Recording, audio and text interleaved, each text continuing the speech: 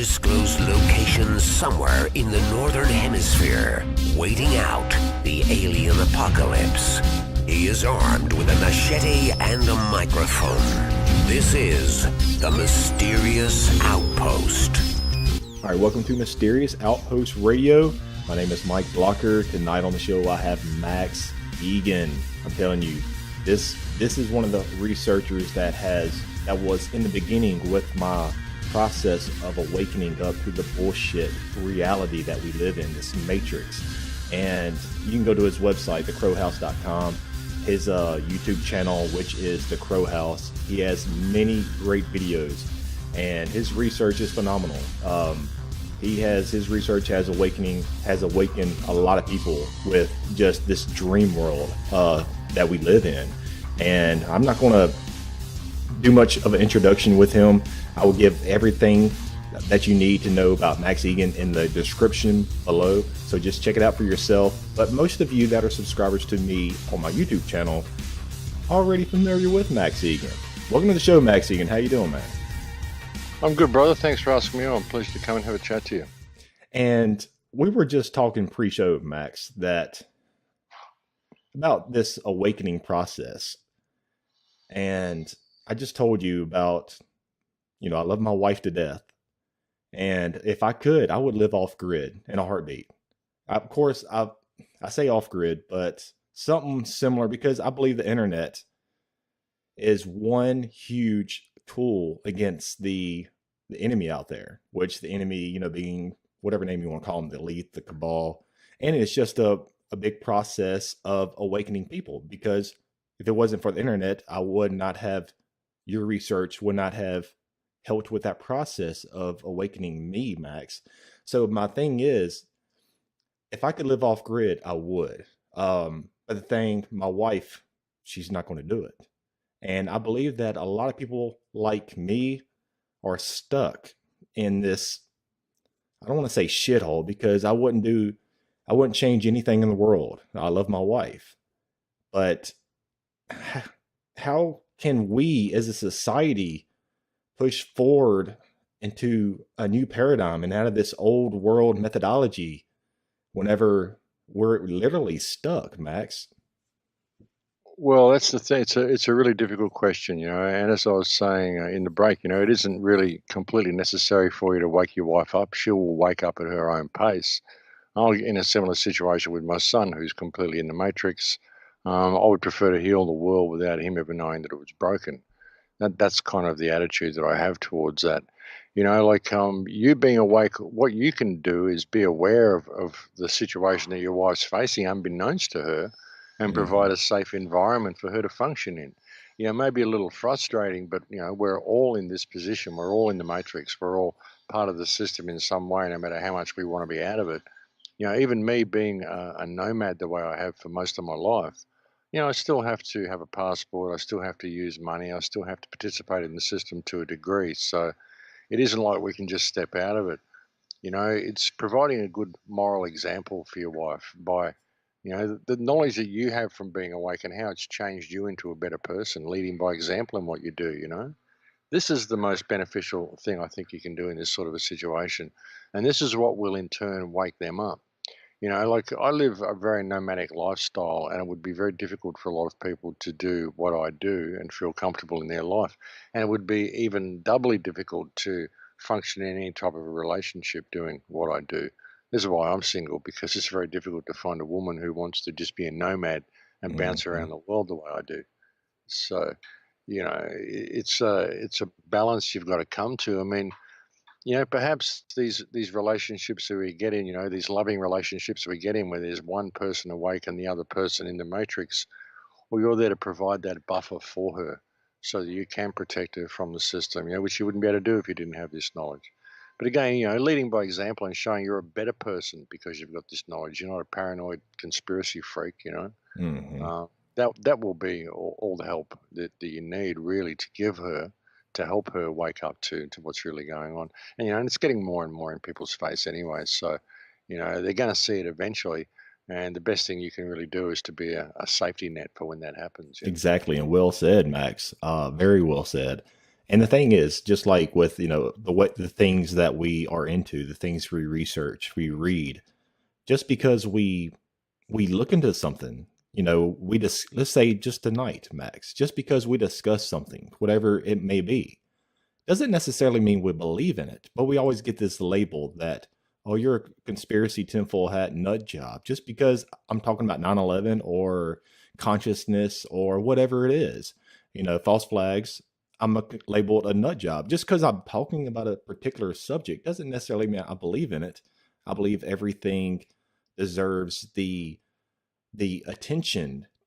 Everything deserves I guess everything needs to be communicated, or just like what we're doing right now, Max. We're discussing, whatever topics we're going to be discussing tonight. And the thing is, whenever people are labeling people like us, they're really showing cognitive dissonance, because are they just really too afraid to look outside the box? And are they just too conditioned through modern academia and they're pretty much just a brain drain human being, I guess, in this society?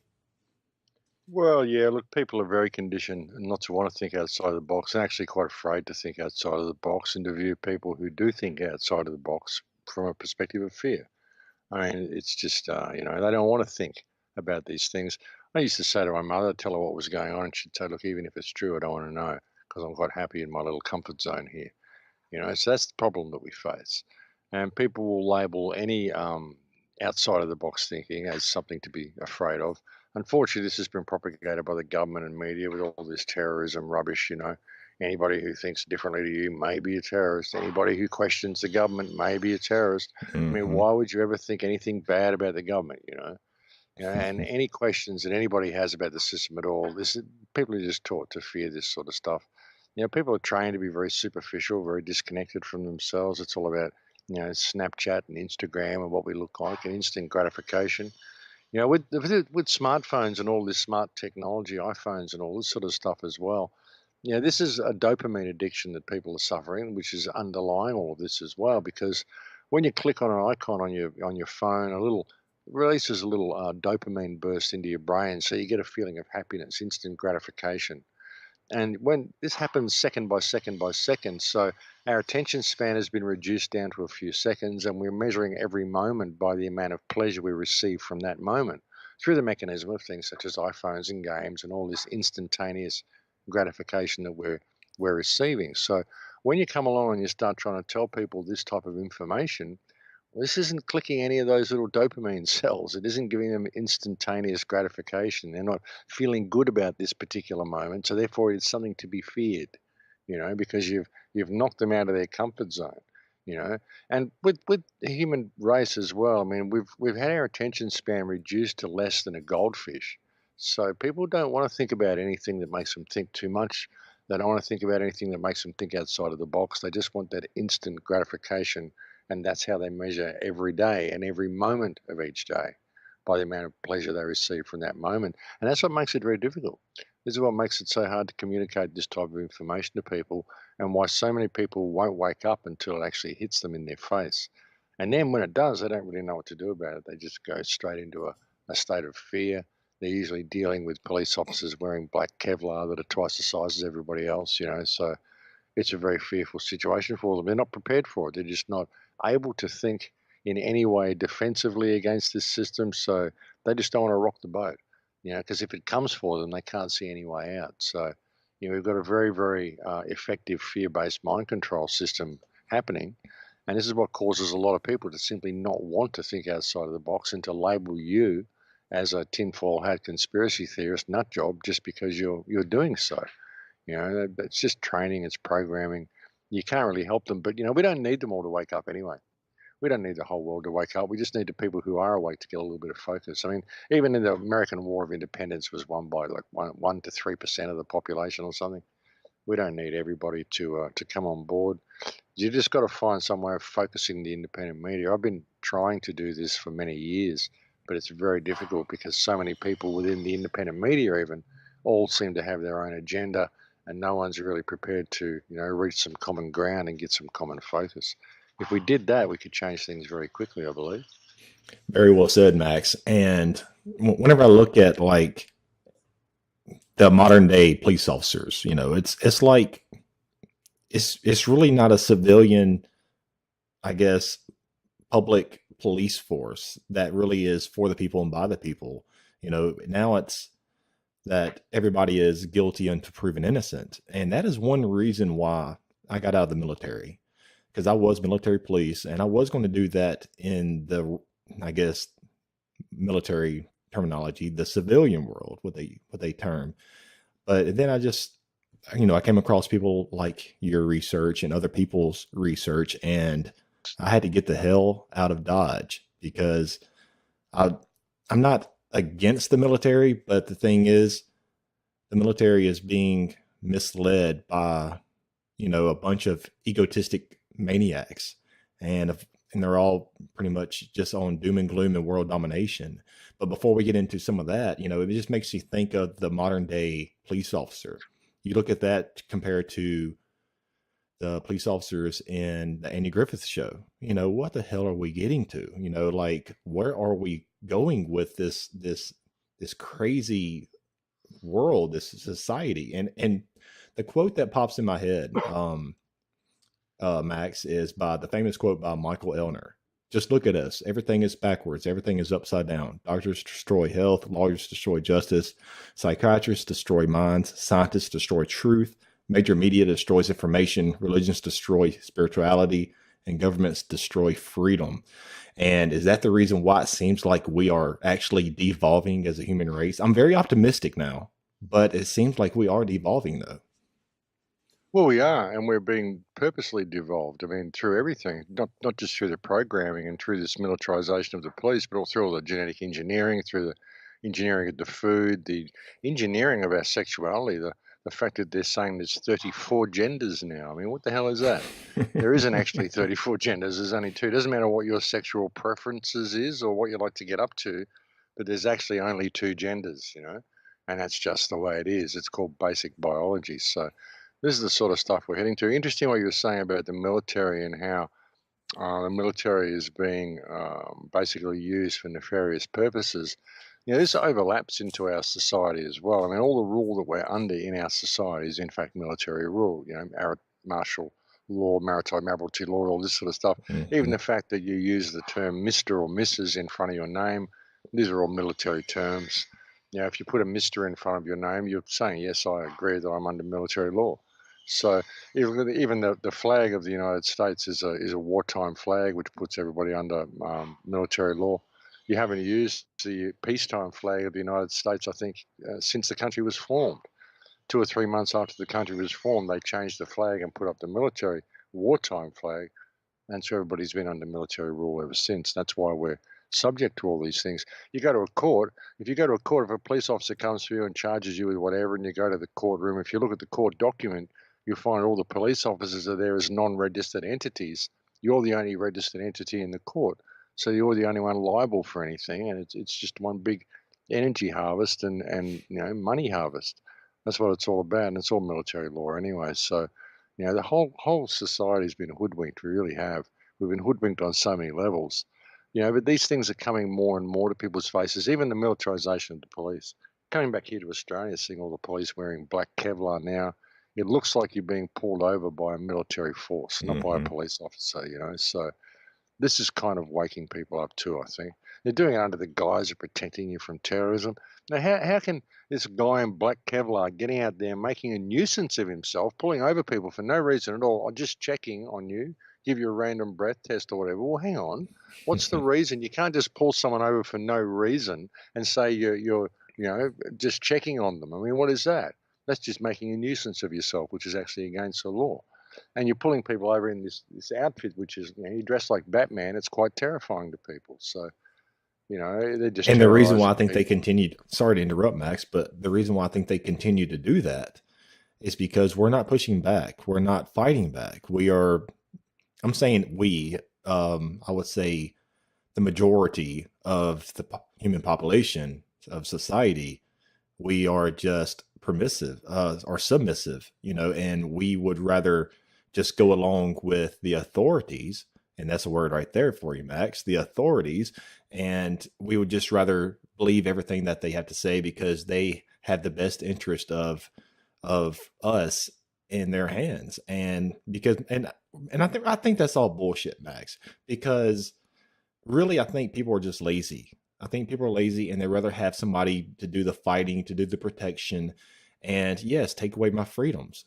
Please do that. If it means I can have my iPhone, my computer, Kim Kardashian, whatever it is, just uh, just keep doing what you're doing and let me have all my possessions. What you think, Max?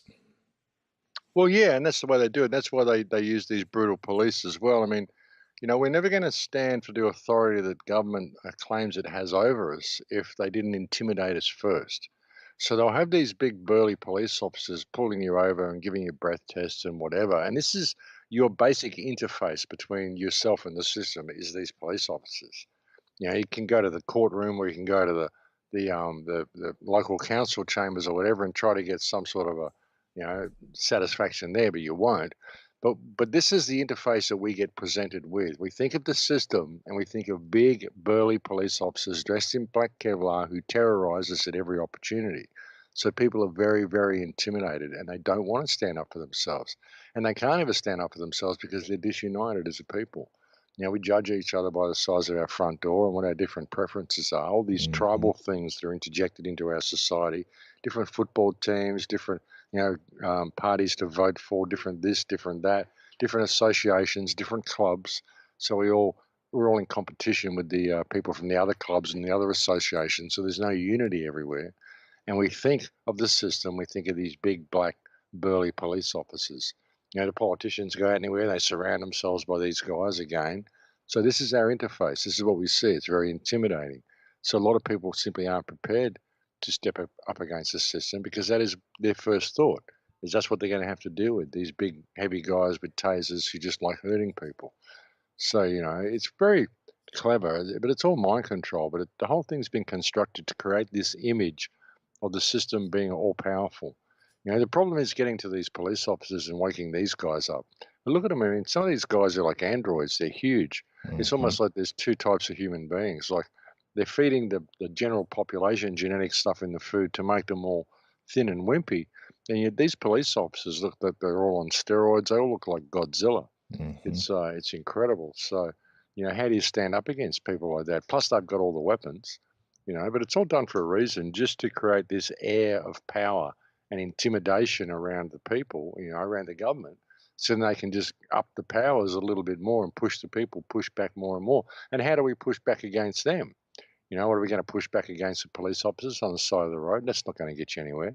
The way to push back is if, don't pay any of their fines or anything they give you and go and stand up against it in court and ask a few questions in court and push back that way.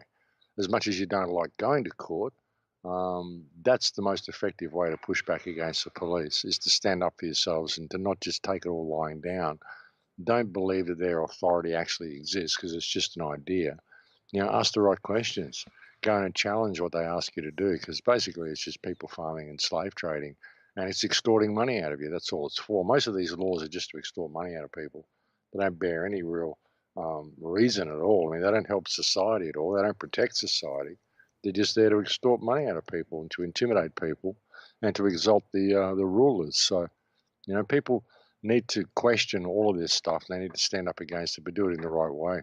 And a lot of it boils down to Max, ego, because I guess we don't like to get into the reptilian part of the brain, but, a lot of people say that the ego, which a lot of you have discussed numerous times and other researchers as well. But Carl Jung said it perfectly. The self is not only the center, but also the whole circumference, which embraces both conscious and unconscious. It is the center of this totality, just as the ego is the center of consciousness. And he said it perfectly. And I think, I guess, why does it seem, Max, so hard to break through the ego paradigm? Is ego a human construct, or is ego woven into the very fabric of our DNA? Well, ego is necessary. If you look at ego, it's a part of who you are. Without ego, you wouldn't have any sense of being, any sense of worth. The problem is false ego. The type of false ego that makes you feel superior to others, the type of false ego that manufactures a false threat from others, which is usually what most superiority complex comes from, is because you see other people as a threat to you, so you need to stand your ground a little bit more than perhaps you should. Mhm. You know, this is false ego. It's a difference between ego and false ego. You know, ego is what makes you want to stand with pride. Ego is what makes you want to be a warrior, and what makes you want to protect people, protect your family, protect yourself, and be proud of who you are. You know, see the value in yourself. You couldn't have any of this without ego. So, you know, it is an absolutely essential part of who we are. But it's differentiating between what ego is and what false ego is. What's That's the issue. You know. exactly? And what we do, the ego does help. It can help protect you. It can help you being. It can help you from getting controlled and manipulated. And because I guess without any kind of ego, I guess we'd all be slaves, right? Well, yeah, we wouldn't Well, have any physically, value. well, We like wouldn't we feel. wouldn't we wouldn't know that we're slaves instead of just you know really instead of being slaves to the matrix. Yeah, yeah, well, maybe, but we would probably be willing slaves and know we were slaves, and we'd be okay doing that. I mean, without ego, we wouldn't have any value. You wouldn't have any self value at all. You need ego to have self value. Hmm. You know, so it's a different thing. Ego's got a bad rap because of the different variations of ego and the concept of false ego. And that's what I call false ego, that which manufactures a false threat, that which poses you against others rather than um, helps you to see the value in yourself, but also see the value in others and to cooperate with others. That's normal ego, you Hmm. know. And sure, you're going to be attracted to certain people. You know, it's going to be certain people that you don't want to hang around because you just don't feel comfortable around them. That's perfectly natural, you know, and that's not ego either. You know, the fact that I just want to hang out with this certain group, you know, we're always going to be attracted to people who we resonate with and we share energy with and who make us feel comfortable. That's not really a cliquey ego thing. I mean, it can be, you know, in this social system, people can, you know, lead themselves into that type of thing. But you know, it's being aware of it, being aware of what your attraction is to other people, why you choose to associate with certain people and not with others. I mean, but very often it's good to associate with people you don't get along with. You know, there's a wonderful saying, I can't remember who said it, but you know, I don't like you very much. I must get to know you better. Or I don't like you very much. I must spend more time with you Sounds like one of my ex because girlfriends. you know that. Well, that's how you get to know yourself. If you don't like something about someone, it's usually a reflection of something about yourself. And so Hmm. it's good to spend time with these people and break down these barriers that you have with these people because you can both learn from it. What do you think is I guess, the best way to, I guess, a few examples just for people out there that are listening to this, that or will be listening to this, to break through, I guess, the false ego or the bad ego. The and I guess and with that, what are some ways for us to consciously evolve out of this, I don't know, reptilian mind construct, the bad ego part? Look, it's seeing the value in yourself. Ultimately, I think, you know, false ego and our need to project all the time usually comes from insecurities because, you know, the inner child or whatever. There's something bad about yourself, something you're not satisfied with, that you need to project this on others. You know, it's getting through that, seeing the value in yourself, you know, realizing it's all about the experience, you know, with whatever flaws you may perceive you have or whatever goals you think you're aiming for. I mean, it's really all about the journey, and you came here to experience life from your own unique perspective. So, really, where's the problem? Where's the problem that anybody has with anybody? When you realize the beauty of that, you know, where's the problem? How come we have all these problems with people? And if we were to break down all these barriers with people, we could move through this very, very quickly. We don't need to be doing any of the stuff that we're doing, you know, and it's just getting people to see through that. I mean, that's what will help people stand up against the system as well, is if they can just get the value in themselves to simply ask the questions of, hang on, you know, why do we have to do any of this stuff you're making us do? It's not what we employ government to do. You know, remembering what our place in society is. You know, we all have value. Every single one of us has equal value, and government is simply employed to manage infrastructure for us. So we don't need to be doing any of this sort of stuff. All these sort of little common things, just these things of what this reality is, can really help. Seeing the value in yourself and seeing that in everybody else. You're not anything special. Everybody is something special. We are all here to experience this incredible journey. And really, when you get down to it, I mean, you can start looking into physics and consciousness and your DNA and where consciousness really comes from and all that sort of stuff. And you begin to realize that there's only really one of us here, experiencing itself from 7 billion different perspectives. And, we don't have to do any of this. So the whole thing's pretty fantastic when you can think of it that way. And just the fact that we can communicate like this, just the fact that we've got this experience, this world to live in, it's all amazing. It's all absolutely amazing. We're caught up in this cycle of doing all this stuff that doesn't mean anything, running around on these treadmills everywhere that just don't go anywhere. And, I don't know, it's hard finding what it is it's going to allow people to step back, even just have the time to step back and just consider all of this for the moment. Everyone's so busy running on the treadmill, trying to collect paper, thinking it's about building this pile for them to sit on. And that's what their life's about. I've got a bigger pile than you. I won. What's that all about? That doesn't do anything. You just got this big pile then and you're sitting on it and you can't leave or go and do anything because you've got this huge pile, and you get up on top and you go, well, hang on, there's nothing here. It's just this big pile of shit. There's nothing here.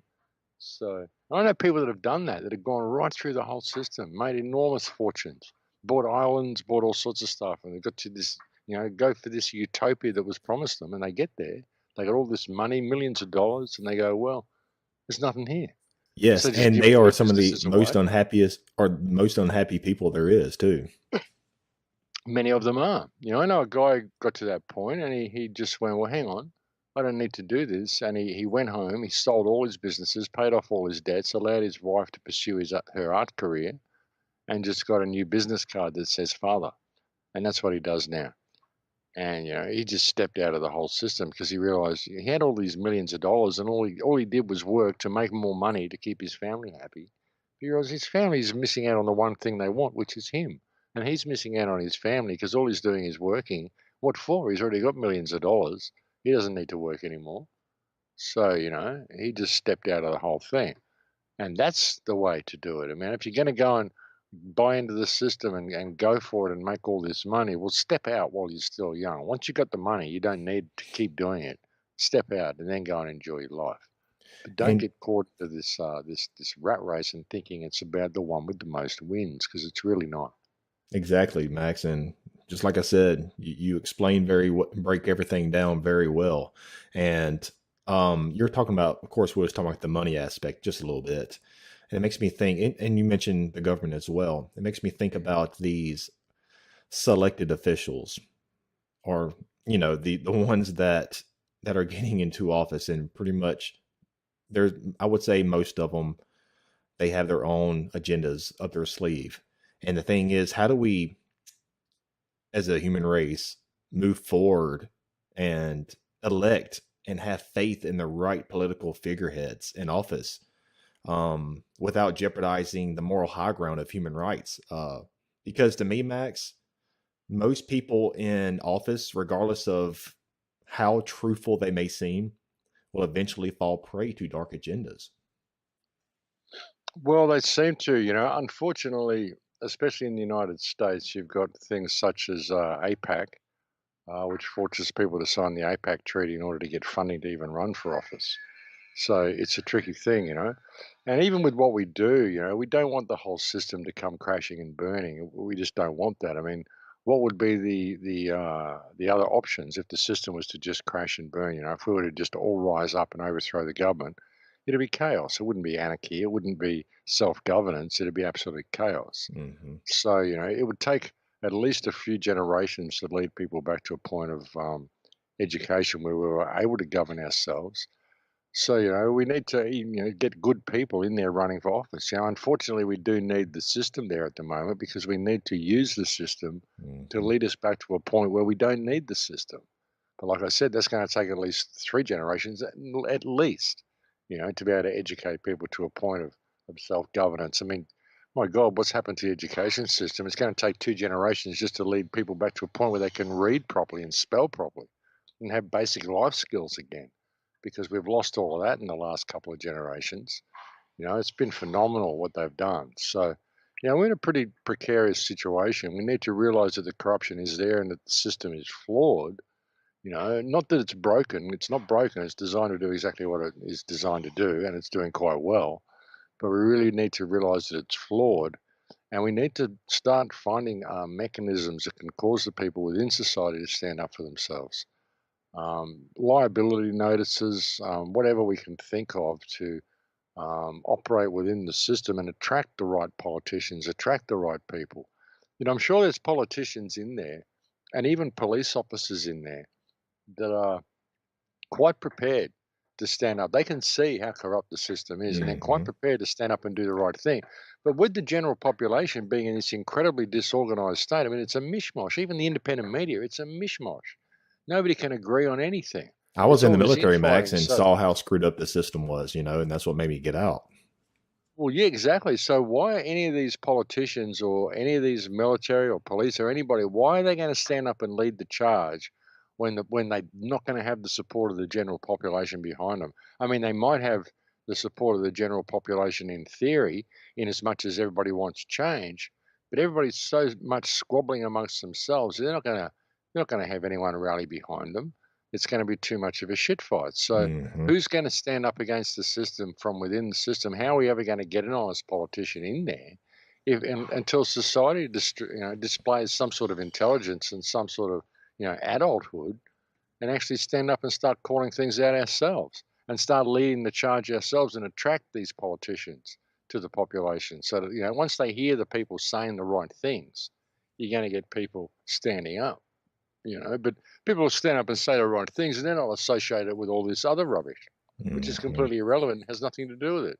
So, yeah, it boils down, Max, because I guess democracy to me will always be, I say always, at least in, just like you said, within the next few generations, democracy will always be infiltrated by a few men who do not have the remaining population's best interests at heart. And that's the thing. How do we overcome the system? Do we really need some type of huge event to awaken on a massive scale the rest of the population to where we just flush the whole shit system down the toilet? well, possibly. I mean, that would be good. But I mean, I think we just need to say the right things and get it to enough ears. If enough people could hear the right message, I'm sure many people would rally behind it. It's just getting the message to them, because the mainstream won't play the message. The mainstream won't give you anything. So it's just getting the message to the people. Hopefully, we don't need an event. If that's what it takes, well, that's what it takes. But it'd be nice to think that we could just do it without that. We could just rally the people to stand up for themselves. With the whole frog in water syndrome that's going on now, they're turning up the heat so gradually that many people simply aren't seeing it, unfortunately, and they won't see it until it's a little bit too late. And with the whole smart grid as well, I mean, this is what's rolling out underneath everything, is the whole smart system, and that's what's really the big problem. That's the end game.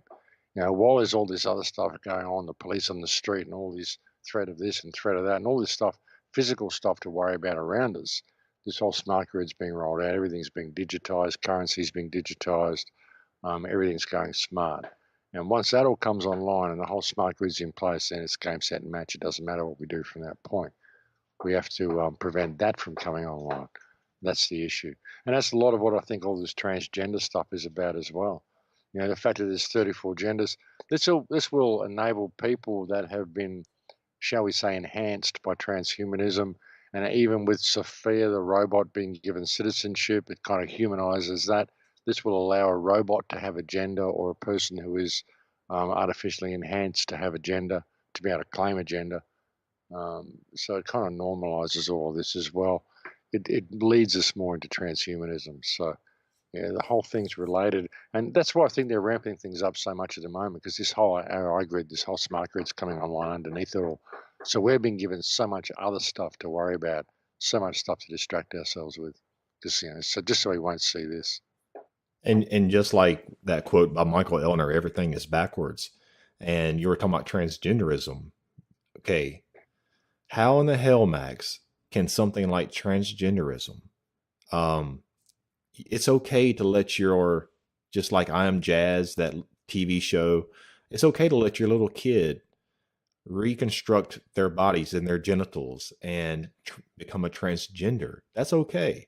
That's okay to do that. But a simple little plant that is grown from the earth, marijuana, is illegal. Yeah, because if you were smoking that, then you wouldn't be letting your kids play with their genitals in that way and do all this transmutation to their body. It'd be a little bit more awake.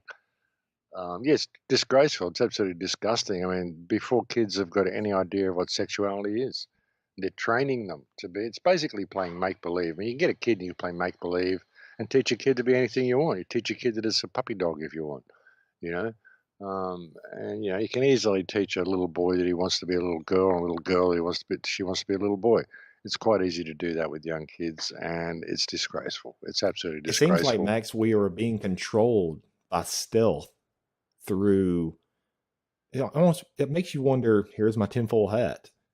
Who is sitting behind the scenes in that dark room calling the shots especially when it comes to this programming through television? Because a lot of this transgenderism and a lot of other things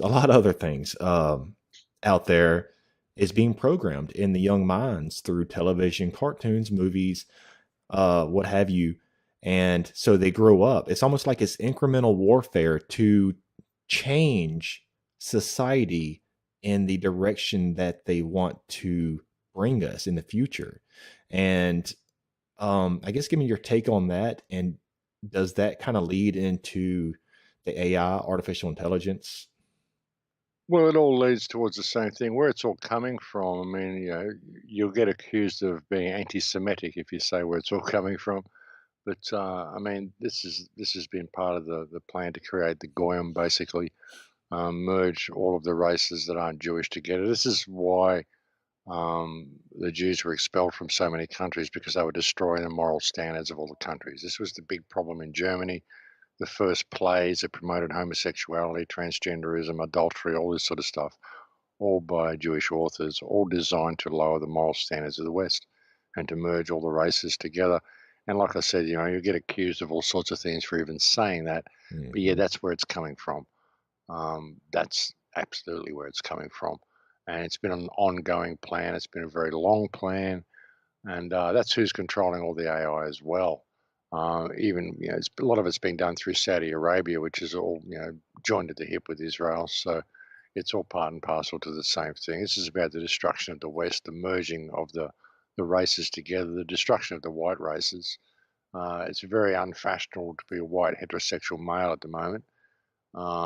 Anybody else is an ethnic minority, except white heterosexual males. These are the most evil things on the planet, apparently. So it's all part of the same plan, but that's where it's coming from. And a lot of this, I think the reason why it's leading to, just like what you said, I guess it seems like we're going down this rabbit hole really fast. And you talk about the AI and I think, have you heard of the 5G conspiracy? I'm sure you have.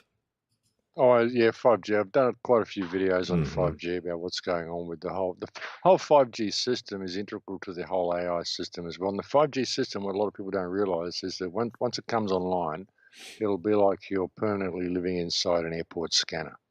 That's the kind of frequencies that everybody will be subject to. So all those people who opt out of airport scanners, it won't matter once the 5G comes online. You're going to be living in that all the time. You know, it's an active denial system underneath all that as well. Very, very dangerous system, and it's essential for the smart grid to work properly because they need very, very When do fast they plan on it to come communications. online, Max? Next year, it should all be coming online, fully online by 2020, and they want it to be fully autonomic, all completely run by AI by 2025. That's the plan. And the rollout is very, very quick. They're rolling it out now. They want it. They want it all. I think there's certain places that are 5G already, but they want it all completely up and running by the end of 2018, I think, and right around the world by the end of 2020. how do the powers that shouldn't be, whatever name you want to call them, the decision makers, the elite cabal, whatever, um, how are they protecting? How will they protect themselves from this 5G? Because it's almost like it's half depopulation, half artificial intelligence moving us towards this transhumanism ideology agenda. Well, they want transhumanism. They want the enhancements, and most of them are just psychopaths anyway. They just want the world to burn. They don't care. So, how are they going to protect themselves? Well, there's a lot of underground bases, all sorts of stuff like that. There's great possibility that many people will be in there. Um, but it's how the AI is going to use it is the interesting thing. I think their hubris is what's going to destroy them, these people.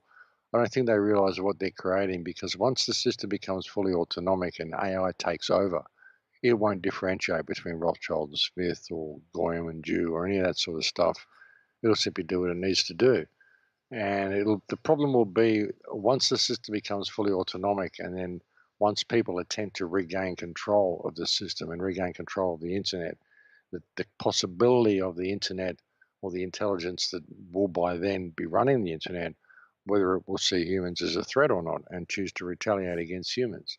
Because it will be controlling the 5G system, which is an active denial system. I mean, all sorts of worms can be opened with this. So it's a huge Pandora's box that they're putting in place. But basically, what we're doing is we're weaponizing the airwaves. We're digitizing every aspect of our lives. We're handing the keys to this over to an artificial intelligence, which really doesn't care about humanity.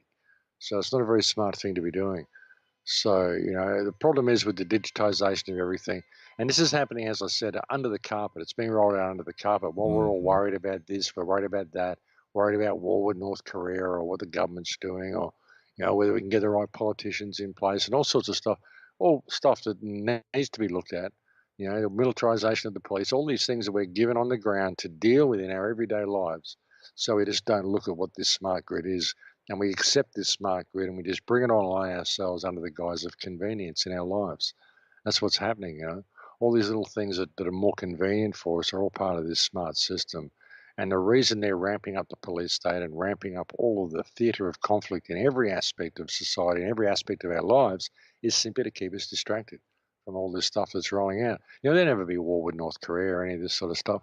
What'll happen in that situation is, it'll escalate and escalate and escalate, and then China will step in and save the day, and it will appease North Korea, and it will appease the United States, and the whole world will go, oh my God, China just saved the world, and then we'll agree to let China run the new Silk Road. The whole currency will switch over to digital, and the United States will lose its position as a global reserve currency, and we'll see a very, very different world, I think, within the next 12 to 18 months. Do you think that China? I really don't know how to say it, but do you think China is, I guess, the good guys in this fight? No, there are no good guys. There are no good guys. It's just a system of control. Which one's going to work? But I Hmm. think the Chinese work ethic is what you're going to see introduced into the United States. It's the same people running the whole show. China, Russia, North Korea, America. It's all theatre. The whole thing's theatre for the masses. It's all Bilderbergers and top level Jesuits and stuff that run the show. All these governments and economies. It's all theatre for the masses. The United States has been used to create this war machine and to vilify the West so that the West can now be collapsed. The controlled demolition of the United States. That'll be done by this war with North Korea, because what will happen from the result of it was, like I said, China will appease the situation. China will come and save the world. The new Silk Road, just look up One Belt, One Road. This is the new Silk Road that's going to open with China at the top. And on that new I'm trade actually looking at it agreement, right now on your video. What's about to happen? You have about 116,000 views on that video, and I will try to give the link to this video in the description below for everybody. But yeah, go ahead and discuss, I guess, about this China's One Belt One Road initiative. yeah, well, that's what I was saying. That's exactly what I was talking about on that video, how this is all going to happen. This is like a new Silk Road, new trade agreement that's going to happen. It will squash England out of the picture. It will squash the United States out of the picture. And I think they will probably use a blockchain currency or a digital currency to run trade on this new economic Silk Road. And then that will mean the United States will lose its position as the global reserve currency, because Bitcoin's making sure of that anyway. All the cryptocurrencies are having the effect of undermining all of the local currencies of many countries. And this is a good thing in many ways, and it's a bad thing in many ways. Like I said, we don't want the system to just crash. The cryptocurrencies would be great, but when you look at the smart system depends on digital currency. It doesn't matter whether it's crypto or not. So the cryptocurrencies will work really well with the smart grid, and it is the smart grid that is the problem. This whole concept of countries and borders and all this sort of stuff, it's all about to change. The countries and borders and governments are only there in name anyway. And they've only been constructed and put there to create this situation that we're at now, where it can all be switched over to digital. And that's what's about to happen. And China is going to be running that system. It's just all there. And if you go and look at the One Belt, One Road initiative, it's all there in it. And the people aren't really going to accept this. So China's being presented as this new wonderful thing. The new Great Wall movie that came out that showed the Chinese army, how wonderful they are, almost elf-like. Oh my God, the Chinese are so wonderful, aren't they? This whole mind thing that's going on at the moment with China to present them as this big savior of humanity. In that film, they're saving the world from the creatures that were coming to overrun. That's what the Great Wall was all about.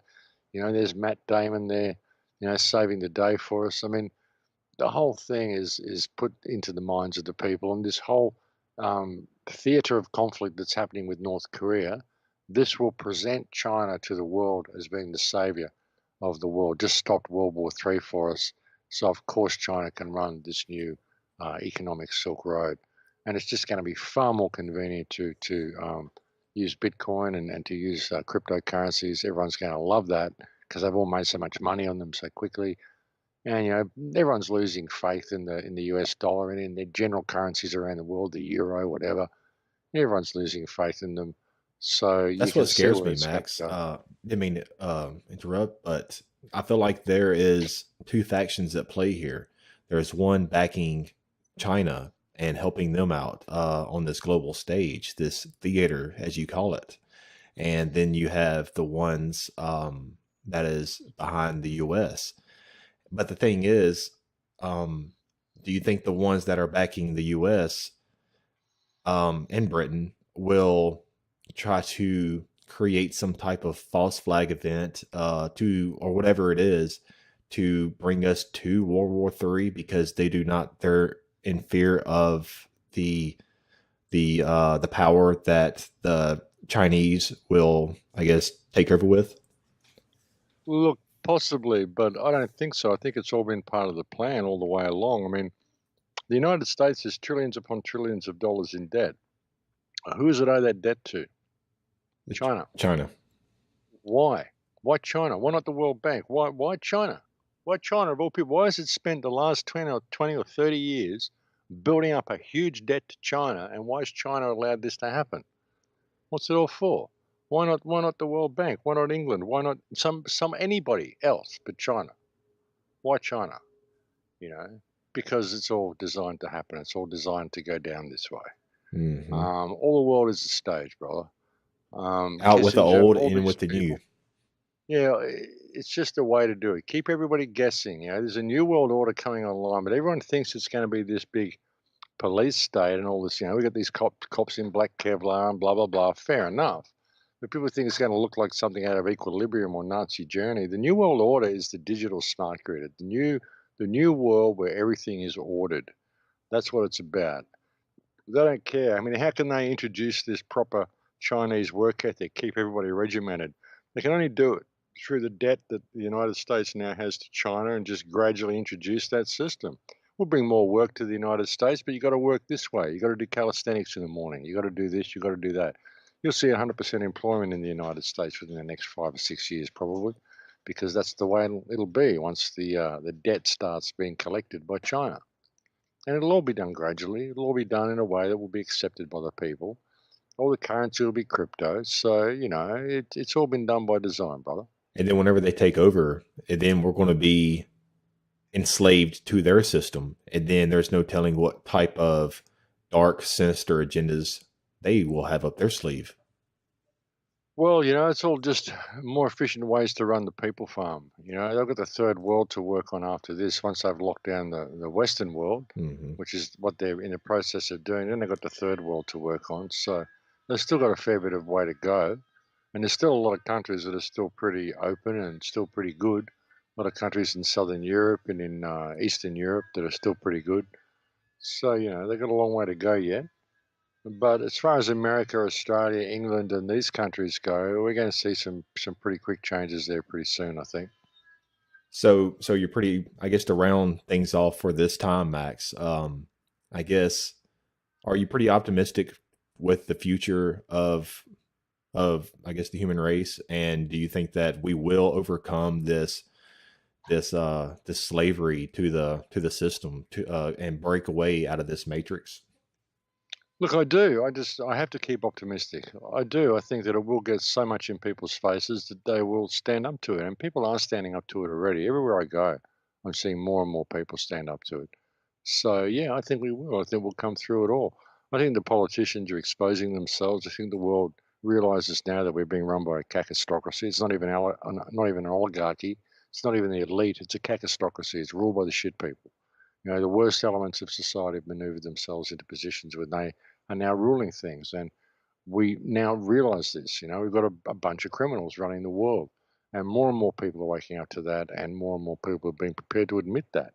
And it's simply admitting that simple fact and looking at things from that perspective and approaching it from that perspective. They're a very, very empowering thing to do, You don't have to play by their rules. What you have to do is question their rules, question their authority, question everything they do, because all of it's bullshit. Mm-hmm. And, they only get away with it because we don't question any of it. We just go, oh, yes, sir, no, sir, 3 bags full, sir. No, we don't. But don't take on cops on the side of the road. Go to courtrooms and question it there. Question these people on their own ground in the right way. Question the people in your council meetings. Question your government. Don't worry about dealing with the police. They're just thugs. They're brain dead. They don't know either. So circumvent that little part. Go around it and talk to the politicians and talk to the judges and lawyers and let them know what you think. Let them know that the game is up. We know what's going on. I don't think they can get away with it. I really don't. These things like the Empower movement, the liability notices that they're doing with smart meters and stuff, this can be applied to every single thing that you do.